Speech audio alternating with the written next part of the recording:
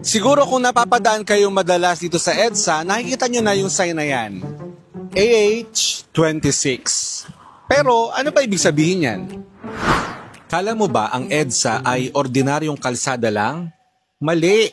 International Highway pala siya. Ang nakikita mong AH26 sign, ibig sabihin Asian Highway 26.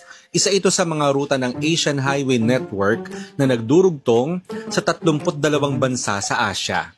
Dito sa Pilipinas, mula Lawag hanggang Zamboanga, sakop lahat ng AH26. At oo, kasama ang EDSA sa ruta. Kaya kapag bumibiyahe ka sa Quezon City, Ortigas o Makati, technically, nasa international route ka na.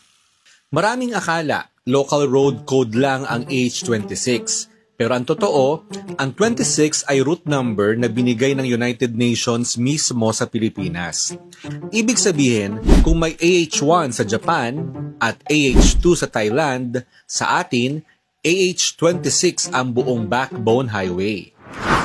Kaya po sa tuwing kayo'y mapapadaan sa EDSA at nakita nyo ang signage na yan, tandaan, hindi lang po yan tungkol sa trapiko, kundi isang signage na nag-uugnay sa Pilipinas at sa buong Asia. Sana may natutuhan kayo and follow me for more.